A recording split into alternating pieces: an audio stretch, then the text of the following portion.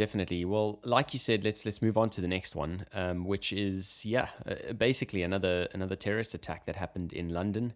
This happened this past weekend. Again, we were kind of just at home and got this push notification from the BBC service to say that an attack happened in Streatham. As far as I understand, there were 3 injuries to civilians. One immediately was seen as life-threatening, but since we've heard that it is not life-threatening, which is great. So no ordinary civilians have had any sort of severities there, which is fantastic. But again, this raises the question about terrorism and jail sentences and those kinds of things. So this person was a 20-year-old male who had been recently released from prison for an Islamist-related terrorist sentence. He was halfway through the sentence and he was released to a bail hostel. I believe the government saw there was extra risk in releasing this person and had actually assigned police people in civilian uniform to completely have 100% watch over his movements at all times. And this is exactly why within 10 seconds of the strikes happening, he was shot dead, effectively. So again, it's another case where I think a lot of people are calling on these regulations in terms of the prison sentences and this leeway for an automatic release of prisoners halfway through for terrorist-related incidents. But then on the other side, people saying, well, if you remove that, it ultimately is just essentially delaying the inevitable. And the sort of key problem actually potentially being that there is no real rehabilitation of the extremists within prison, and that why people saying it is essentially delaying the inevitable. What do you think? I think it's hard with these kind of cases because how do you rehabilitate someone if their reason for doing what they're doing is ideological, right? So if the reason they're doing it is because of some sort of idea of what an afterlife looks like or a religious idea of what I should be doing in this world, just because you put me in jail for 10 or 20 years, that might not necessarily change my views or change the kind of the dogma that I've grown up with. And so the real question here is a difficult one, is that is rehabilitation possible of these kinds of people? Like this guy is 20 years old, so his brain hasn't developed fully. He's still kind of living with the background and upbringing that he's been brought up with. He hasn't had the chance to think for himself or check out his views and his opinions for himself. And so what kind of rehabilitation are you going to do if he believes this is the way to heaven, if he believes this is the way to get to paradise?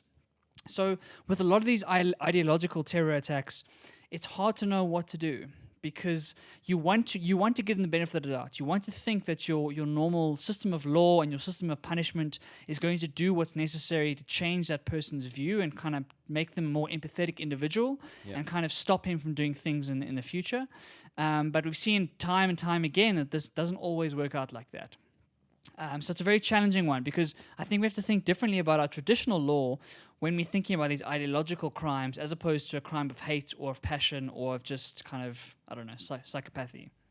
100%. I mean, it almost needs to be done on a sort of case-by-case basis. I think it's really hard to put a blanket law in place that can catch all of these kinds of circumstances. So in terms of your point about his upbringing and that kind of thing, his mother actually spoke to the Evening Standard, which is a newspaper that I read actually on my way home today.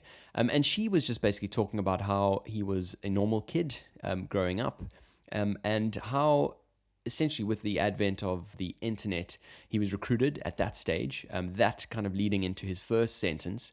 And then she said in prison, it escalated to another level. So I think here's another question of how within prison, there are potentially groups and factions there that are actually even boosting their own agenda. That's an interesting one. Definitely, and that's a problem we've dealt with in prisons for a long time because we haven't really solved the problem of how to do mass incarceration, right? There's so many side effects that come with putting all of these people in the same place. Yeah. And we chatted before that you become like the 5 people you surround yourself with, right? The people that surround you influence the way you think, influence the way you act, and influence the person you become. Definitely. So if you go into prison as a young person in, say, your late teens, your early 20s, where you're still trying to figure out your identity, trying to figure out what you believe, and then you're surrounded by people who think that way, it's a no-brainer, right? You're going to be influenced to think like that. And so we haven't solved the whole mass incarceration thing yet as to how do we, like, economically and with enough kind of supervision, understand how we put all these people away in a similar spot, because you have to do that. You can't have separate like homes or separate prisons for everybody. And what does that do to people who are being rehabilitated or who are changing their views? It's a really, really difficult one. Very difficult one indeed. But I mean, certainly at the way that it's currently being managed, surely is just not sustainable. You've got essentially taxpayers' money for private policemen to watch and walk around one single person, which is obviously not scalable, which is obviously not the way people want to live, knowing that there's, somebody just sort of on the loose, legally speaking, but who is perceived to be high risk. And it didn't even work, right? Even though you had those private policemen, it still didn't work because you still managed Exactly. to carry out an attack. Yep. So it's a tough one. Well, I mean, for anyone who's wondering how he managed to do that, I believe there was a low-cost shop, and he had essentially gone in there a few days before, essentially just looked around the shop to see what he could find. On the day of the attack, he actually walked in and picked up a knife, removed its packaging, and essentially started the attack. Essentially stole the knife, ran out of the store. He had a fake vest around his body, so very interesting to know where he got that from. But like you said, it didn't work, and ultimately something has to happen here to make some meaningful progress.